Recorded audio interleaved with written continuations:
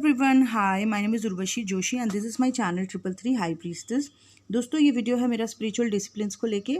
तो spiritual discipline को explain करने से पहले जो है मैं आपको एक चीज़ बताती हूँ कि कई लोग जो हैं कहते हैं कि हम काफ़ी ज़्यादा बैलेंस और हील हो चुके हैं और काफ़ी सारी चीज़ों ने उन्हें हेल्प करी।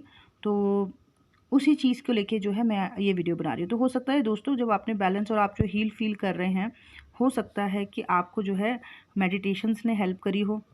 ठीक है, हो सकता है आपको मेडिटेशन ने हेल्प करी हो। आपको कई चीज़ें आपने देखी सुनी, लेकिन आपने अपने अंदर की आवाज़ को फॉलो किया। आपने जो आपकी आत्मा से आवाज़ आ रही थी उसको आपने फॉलो किया और आपकी आत्मा आपको ये गाइड करती थी कि मेडिटेशन करो।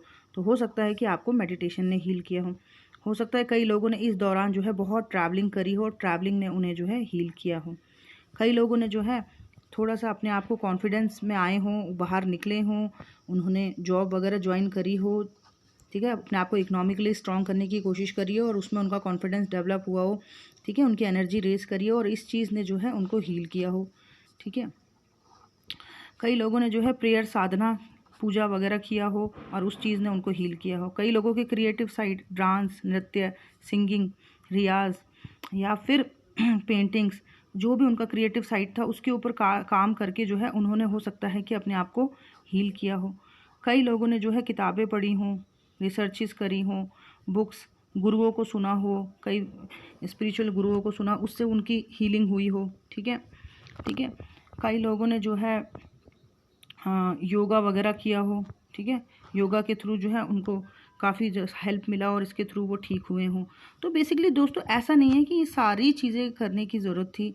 ठीक है, बट ये है कि कुछ चीज़ें ऐसी थी जो आपको आत्मा से जो है रिसीव हो रही थी कि आप ये करो। जैसे कई लोगों को पूजा साधना का हो रहा होगा कि चलो पूजा करो। कई लोगों को ऐसा हो रहा होगा कि तुम अपने क्रिएटिव साइड पे फोकस करो, तो वो अपने क्रिएटिव साइड पे फोकस कर रहे थे। कई लोगों को ऐसे ही मिल रहे होंगे अंदर से मैसेज कि अपने आप को खुद संभालो, जॉब पे करो, ये करो, वो करो। उन्होंने ये किया, उनको काफ़ी कॉन्फिडेंट फील हो रहा होगा, अच्छा हील फील हो रहा होगा। कई लोगों को मैसेज मिल रहा होगा कि ट्रैवल करो, एक ट्रैवलिंग करो, अच्छे अच्छे टेम्पल्स जाओ या अच्छी अच्छी जगह विजिट करो। उस टाइम पीरियड में उन्होंने ट्रैवलिंग करी, नेचर के साथ कनेक्ट किया, तब उनको हो रहा होगा। कई लोगों ने वॉकिंग एक्सरसाइज, योगा के थ्रू अपने आप को जो है बैलेंस किया होगा।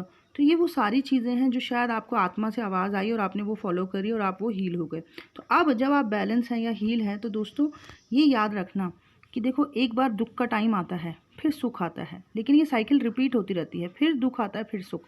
तो जो है ना, ये जो चीज़ें आपने सीखी हैं, जिन भी चीज़ों ने आपको हील किया, तो इन चीज़ों को कभी छोड़ना नहीं।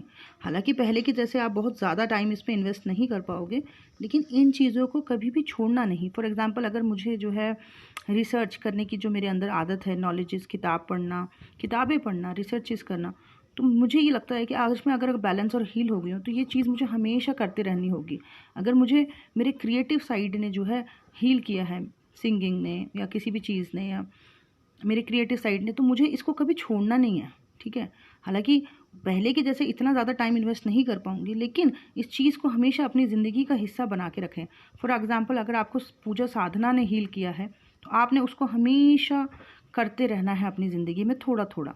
ठीक है, थोड़ा थोड़ा हमेशा इसको ज़िंदगी का हिस्सा, क्योंकि इस चीज़ ने आपको तब बचाया है जब आप बहुत ज़्यादा परेशान थे।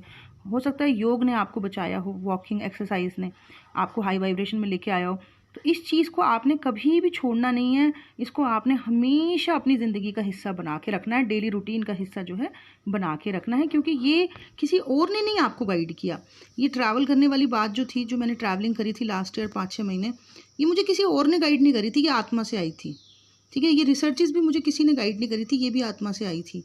तो ये चीज़ें जब मैंने फॉलो करी, तो मुझे ऐसा लगा ये ईश्वर ने मुझे गाइड किया है और मुझे मालूम है कि मेरे को सिर्फ यही चीज़ हील कर सकती हैं, कि अगर मैं अच्छी किताबें पढूं, टाइम टाइम पे ट्रैवल्स करती रहूं, तो मेरा दिमाग और मेरी अवेकनिंग जो है वो नेक्स्ट लेवल पे जाती है।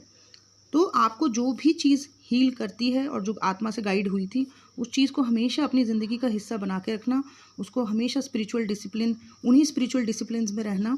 ठीक है, तो जब कभी दुख का टाइम दोबारा आए भी, तो ये चीज़ें जो है हमेशा खड़ी रहेंगी कि भाई हम हैं आपको बचाने के लिए। तो हमेशा स्पिरिचुअल डिसिप्लिन्स जो हैं, जो आत्मा से आते हैं, उनको हमेशा फॉलो करना।